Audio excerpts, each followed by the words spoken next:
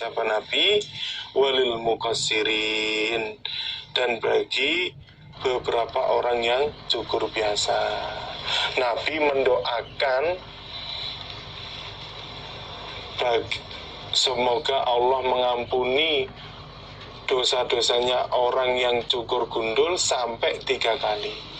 Kemudian Nabi mendoakan atau memohonkan ampunan kepada orang-orang yang cukur biasa. Jadi bandingannya, kalau kita lihat, Nabi mendoakan sampai 3 kali bagi orang yang cukur gundul dan sekali untuk orang yang cukur biasa.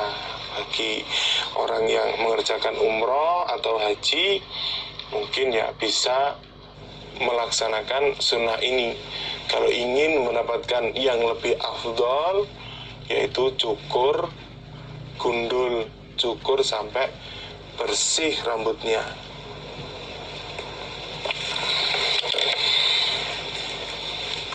Babuma, babnya apa-apa, yahillu, yang halal apa ma, atau yang boleh apa ma, lil muhrimi, bagi orang yang berikhram, ba'da romyil jimari, setelah melempar jumroh. Itu maksudnya setelah melempar jumroh akobah. Jadi babnya yang menerangkan bolehnya bagi orang yang berikhram setelah melempar jumroh akobah. Dalam praktek atau amalan tanggal 10 Dzulhijjah itu ada urutannya sesuai dengan sunnahnya Nabi. Yang pertama, melempar jumroh akobah, kemudian diteruskan menyembelih, setelah itu memotong rambut, dan yang terakhir tawaf ifadah. Ini rangkaian yang berurutan saat tanggal 10. Jadi amalan-amalan yang dikerjakan pada tanggal 10 Dzulhijjah. Melempar jumroh akobah, kemudian menyembelih, kemudian memotong rambut, dan yang terakhir tawaf ifadah.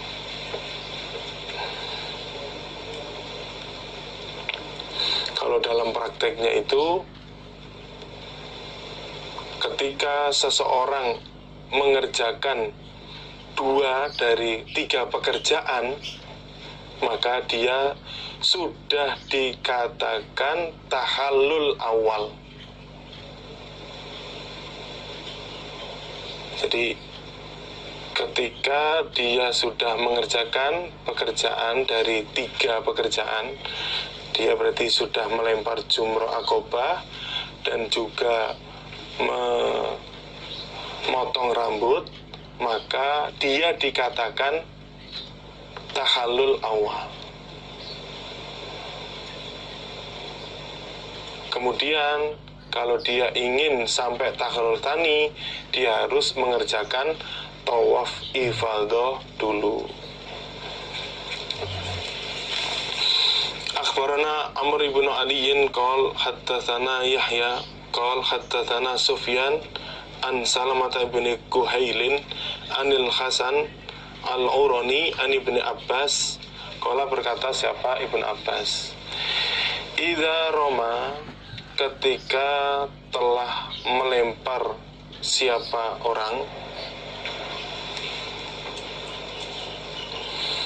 yang haji al-jamrota, pada jumroh akobah, faqad halla, maka sungguh telah halal, lahu, untuknya,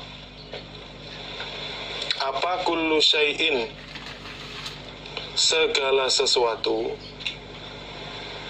dari larangan-larangan berikhram. illa kecuali an-nisa'u perempuan, kecuali menjima istri. Maka ini dikatakan tahallul awal.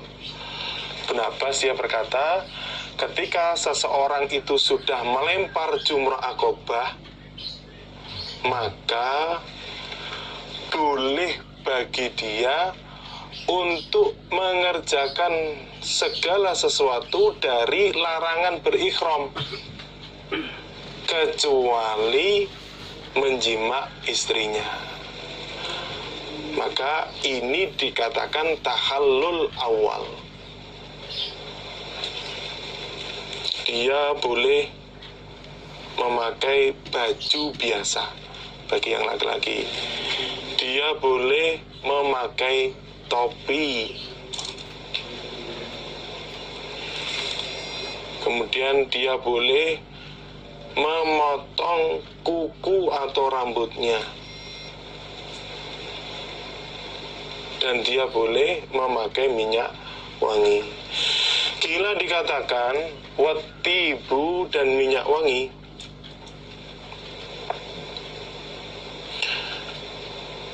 Kemudian ditanyakan oleh Ibnu Abbas, bagaimana kalau minyak wangi? Boleh atau tidak bagi orang yang sudah melempar jumrah Aqobah? Qala berkata siapa Ibnu Abbas, amma ana, adapun aku, faqad ra'aitu, maka sungguh telah melihat aku Rasulullah pada Rasulullah sallallahu alaihi wasallam yatadammahu, mengolesi siapa Nabi bil miski, dengan minyak wangi misk, afatibun, apakah maka minyak wangi, huwa adapun tib.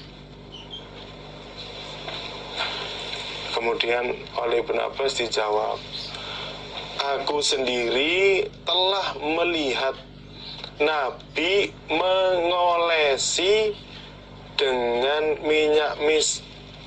Apakah minyak mis itu bukan termasuk minyak wangi?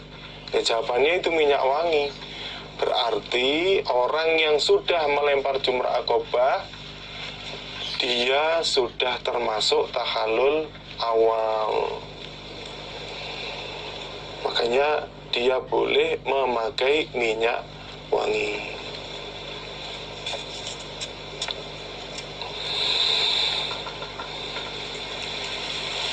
Dan orang ketika sudah melaksanakan tawaf ifadah, maka dia boleh menjima istrinya, karena dia sudah menyelesaikan semua kewajiban dia. Makanya dikatakan tahallul tsani, lukar yang kedua. Jadi ketika seorang itu sudah tawaf ifadah, maka dikatakan lukar tsani, maka dia boleh mengerjakan semua larangan saat berikhram. Ya, mulai memakai baju sampai menjima istrinya. Babul ifadati, babnya tawaf ifadah fil haji, di dalam haji. Hadis bab ini akan menjelaskan tawaf ifadah saat melaksanakan haji.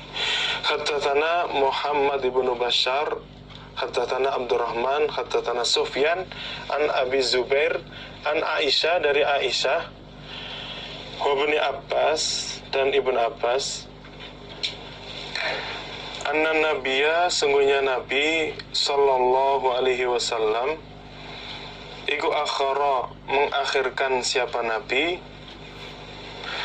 tawaf yaumin nahri, pada tawafnya hari menyembelih. Maksudnya tawaf ifadah, ilal laili, sampai malam. Diriwayatkan dari Aisyah dan Ibnu Abbas, Nabi mengakhirkan tawaf ifadah sampai malam hari. Jadi memang prakteknya, sunnahnya untuk melaksanakan tawaf ifadah setelah mengerjakan cukur gundul atau cukur biasa, kemudian langsung menuju ke Masjidil Haram untuk melaksanakan tawaf ifadah. Adapun bagi yang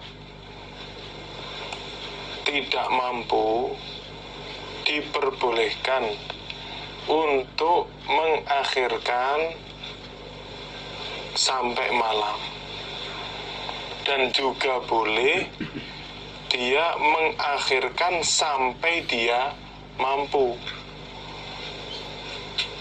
Artinya sebelum dia pulang ke negaranya masing-masing, atau seperti orang Indonesia sebelum pulang ke Indonesia, maka dia harus sudah menyelesaikan tawaf ifadahnya. Karena tawaf ifadah adalah salah satu rukun haji. Kalau orang tidak mengerjakan salah satu rukun haji, maka hajinya tidak sah. Untuk itu, bagi orang yang melaksanakan haji, dia harus mengerjakan tawaf ifadah sebelum dia pulang ke negaranya masing-masing.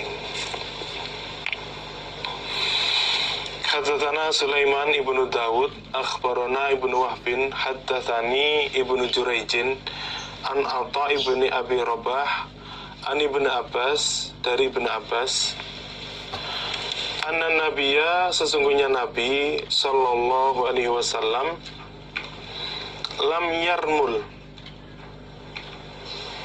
tidak berjalan cepat.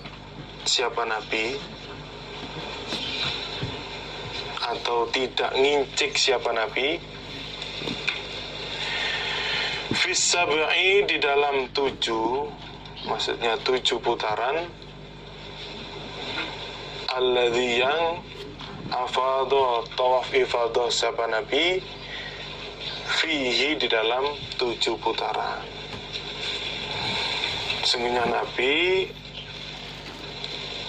di saat mengerjakan tawaf ifadah tidak jalan cepat atau ngincik selama 7 putaran. Di prakteknya ini berbeda dengan tawaf kudum. Kalau tawaf kudum prakteknya 3 kali pertama disunahkan untuk ngincik atau jalan cepat. Untuk tawaf kudum. Adapun untuk tawaf ifadah, maka tidak ada ngincik atau jalan cepat selama 7 putaran.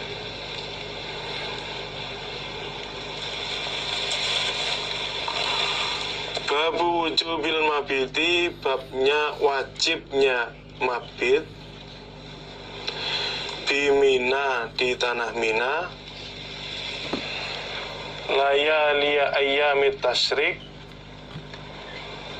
beberapa malam hari-hari tasyrik,